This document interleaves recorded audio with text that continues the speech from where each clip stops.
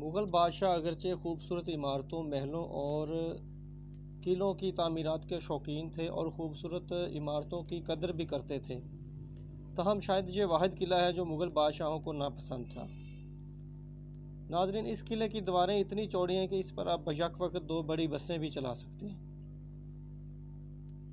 ये किला इतना बड़ा है कि इसके अंदर 30,000 लोग या 30,000 की फ़ौज समा सकती है। ये रोहतास किला है जिसे शेर शाह सूरी ने तामीर करवाया। बिस्मिल्लाहिर्रहमानिर्रहीम। अस्सलाम वालेकुम नाज़रीन, मैं हूं आपका होस्ट मोहम्मद इरफान और आप देख रहे हैं यूट्यूब चैनल इरफान हंजरा। नाज़रीन, आज की इस वीडियो में हम बात करेंगे रोहतास किले की। आपको बताएंगे कि ये किला किसने तामीर करवाया, मुग़ल बादशाहों को ये किला क्यों नापसंद था, इसकी दीवारें कितनी चौड़ी हैं, इसके कितने गेट हैं, ये कहाँ पे वाक़या है और इस तक कैसे पहुँचा जा सकता है। तो ये सारी बातें आज की इस वीडियो में हम अपने नाज़रीन को बताएंगे। वीडियो शुरू करने से पहले आप नाज़रीन से गुजारिश है कि हमारे इस चैनल को सब्सक्राइब कर लीजिएगा ताकि, और साथ में बेल आइकॉन के बटन को प्रेस भी कर दीजिए ताकि आपको आने वाली हर नई वीडियो का नोटिफिकेशन मिल सके। तो नाज़रीन, चलते हैं वीडियो की जानिब। नाज़रीन, जैसा कि आपको शुरू में बताया कि आज हम रोहतास किले की बात करेंगे। रोहतास किला नाज़रीन बरे सगीर के सबसे बड़े किलों में से एक किला शुमार होता है। ये किला नाज़रीन 16वीं सदी ईस्वी में तामीर हुआ। इसकी तामीर शेर शाह सूरी ने करवाई। शेर शाह सूरी के हुक्म पर राजा टोडर मिल ने सन 1541 ईस्वी में इस किले की तामीर शुरू करवाई। नाज़रीन, ये किला अपने आप में बहुत सी तारीख समेटे हुए है। इस किले की तामीर बुनियादी तौर पर उस वक्त शुरू हुई जब शेर शाह सूरी ने मुग़ल बादशाह हुमायूं को शिकस्त दी, तो उसके बाद उसने मुग़लों की पेशकदमी को रोकने के लिए इस किले की तामीर करवाई।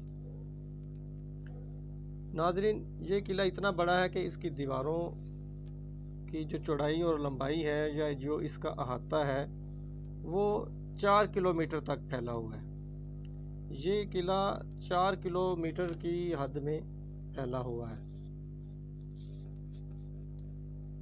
नाज़रीन, इस किले के टोटल 12 गेट हैं।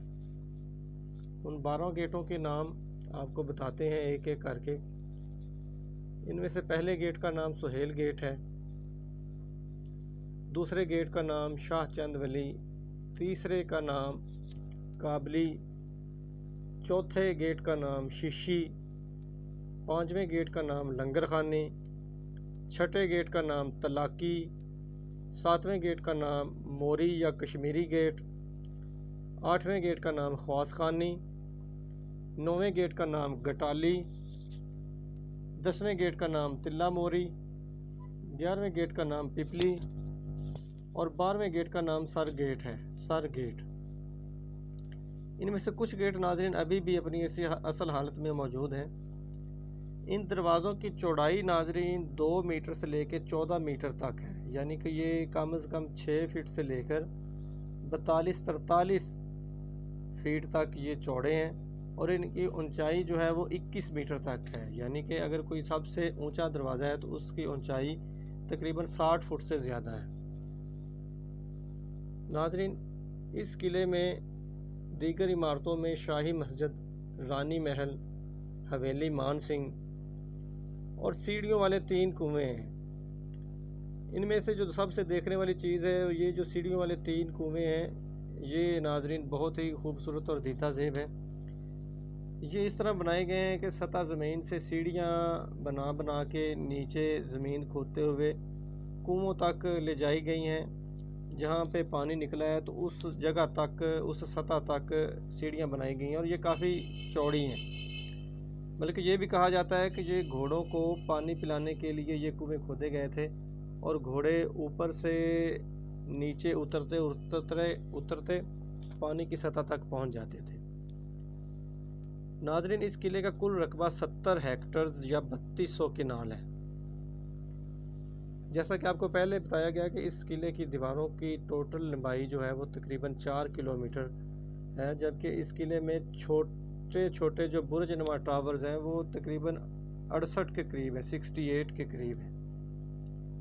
ناظرین یہ دیواروں کی چوڑائی کے بارے میں جیسے آپ کو پہلے بتایا کہ اس قلعے کی دیواروں پہ آپ 2 بسیں بیک وقت چلا سکتے ہیں، بڑی بسیں۔ تو اس کی وجہ یہ ہے کہ ناظرین اس قلعے کی دیواریں بہت چوڑی ہیں، یہ کم از کم 10 میٹر سے لے کر زیادہ سے زیادہ 18-19 میٹر تک بلند ہے، جبکہ 10 میٹر سے لے کے 13 میٹر تک ان کی چوڑائی ہے ان دیواروں کی۔ یعنی کہ اگر 1 میٹر میں 3 فٹ آپ دیکھیں تو یہ 13 میٹر 39 فٹ تک بنتا ہے۔ تو یہ آپ کہہ سکتے ہیں کہ یہ 30 فٹ سے لے کے 39-40 فٹ تک یہ دیواریں چوڑی ہیں۔ ناظرین یہ قلعہ بہت بڑا قلعہ ہے، اس کا اندازہ آپ اس بات سے لگا سکتے ہیں کہ اس کے اندر 30,000 افراد سما سکتے ہیں۔ یہ 30,000 افراد کے رہنے کی گنجائش ہے، 30,000 تک افراد جو ہے نا وہ اس میں رہ سکتے ہیں۔ ناظرین ویڈیو کے شروع میں آپ کو بتایا گیا تھا کہ یہ قلعہ مغل بادشاہ کو ناپسند تھا، تو اس کی وجہ آپ کو بتاتے چلیں تھوڑی سی۔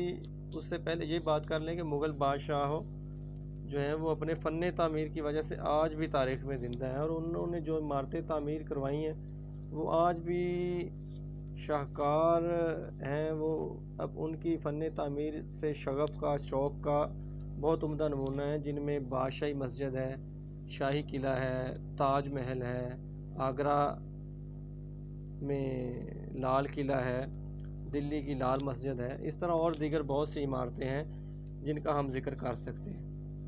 لیکن اس سب کے باوجود یہ قلعہ مغل بادشاہوں کو ناپسند تھا۔ اس کی وجہ ناظرین یہ ہے کہ یہ جب شیر شاہ سوری نے یہاں پہ مغل بادشاہوں کی سلطنت پر اس طرف حملہ کیا جہاں پہ یہ جہلم والا علاقہ واقع ہے، تو اس نے شیر شاہ سوری نے مغل بادشاہ ہمایوں کو شکست دینے کے بعد اپنے وزیر یا یہاں کے راجہ جو ٹوڈر میل اس کا نام تھا، اس کو حکم دیا کہ یہاں پہ یہ قلعہ تعمیر کیا جائے، اور اس کا بنیادی مقصد یہی تھا کہ یہاں سے مغل سلطنت یا مغل بادشاہوں کی پیش قدمی کو روکا جا سکے۔ تو ناظرین جب تک شیر شاہ سوری حکمران رہا تب تک تو ظاہری بات ہے یہ قلعہ اسی کے قبضے میں رہا۔ تو شیر شاہ سوری کے بعد جلد ہی جب مغل بادشاہ دوبارہ اس علاقے میں حکومت سنبھالنے کے قابل ہوئے، تو اس وقت سے لے کے یہ تقریباً 1707 تک مغل بادشاہوں کے قبضے میں یہ قلعہ رہا، لیکن مغل بادشاہوں نے کبھی بھی اس طرف خاص توجہ نہیں دی اس قلعے کی طرف۔ 2 یا 3 مغل بادشاہوں نے یہاں کا دورہ کیا، اور وہ بھی زیادہ سے زیادہ 1 یا 2 رات یہاں پہ رہے۔ ناظرین مغل بادشاہوں کے جب دور سلطنت ختم ہوا تو 1825 میں یہ قلعہ سکھ سلطنت کے سپہ سالار گرمکھ سنگھ کے قبضے میں آیا۔ سکھ سلطنت کے اختتام تک یہ قلعہ سکھوں کے پاس رہا۔ پھر جب برطانوی سامراج یا برطانوی حکومت یہاں پہ قائم ہوئی تو ناظرین تب یہ قلعہ برطانوی سلطنت نے سنبھالا، اور پھر جب پاکستان معرض وجود میں آیا تو تب سے یہ پاکستان کے حصے میں ہے۔ ناظرین یہ قلعہ یونیسکو کی ورلڈ ہیریٹیج سائٹ بھی ہے، یعنی کہ یونیسکو نے 1997 میں اس قلعے کو عالمی ورثے کا درجہ دیا ہے، اور یہ یونیسکو کی ورلڈ ہیریٹیج سائٹ میں شمار کیا جاتا ہے۔ اب ناظرین بات کر لیتے ہیں کہ یہ قلعہ کہاں پہ واقع ہے اور اس تک کیسے پہنچا جا سکتا ہے۔ تو ناظرین یہ قلعہ صوبہ پنجاب کے ضلع جہلم کے چھوٹے سے شہر دینا کے قریب موجود ہے۔ اگر آپ اسلام آباد سے اس قلعہ کو دیکھنے کے لیے آنا چاہتے ہیں تو اسلام آباد سے جی ٹی روڈ کے ذریعے آپ کو 110 کلومیٹر کا فاصلہ طے کرنا پڑے گا، اور آپ گوجر خاں اور صحاوہ سے گزرتے ہوئے دینا کے شہر میں داخل ہوں گے، جہاں سے آپ دائیں طرف مڑیں گے تو تقریباً 5 سے 6 کلومیٹر بعد آگے آپ قلعے تک پہنچ جائیں گے۔ اسی طرح ناظرین اگر آپ لاہور سے اس قلعہ کو دیکھنے کے لیے جانا چاہتے ہیں تو لاہور سے جی ٹی روڈ کے ذریعے اس قلعے کا سفر 218 کلومیٹر ہے، اور جی ٹی روڈ پر سفر کرتے ہوئے آپ گجرانوالہ، وزیر آباد گجرات اور جہلم سے گزرتے ہوئے تھوڑا سا آگے جائیں گے تو اس قلعے تک آپ پہنچ جائیں گے۔ یہ تقریباً 220 کلومیٹر کا سفر ہے۔ ناظرین آپ اس قلعے کو پورا سال کے کسی حصے میں بھی وزٹ کر سکتے ہیں، چونکہ یہ قلعہ جہلم میں واقع ہے تو جہلم کے ساتھ تھوڑا سا پہاڑی علاقہ بھی ہے، تو اس وجہ سے یہاں کا موسم زیادہ شدت والا نہیں ہوتا، یعنی کہ نہ تو زیادہ شدید ٹھنڈ ہوتی ہے اور نہ ہی زیادہ شدید گرمی۔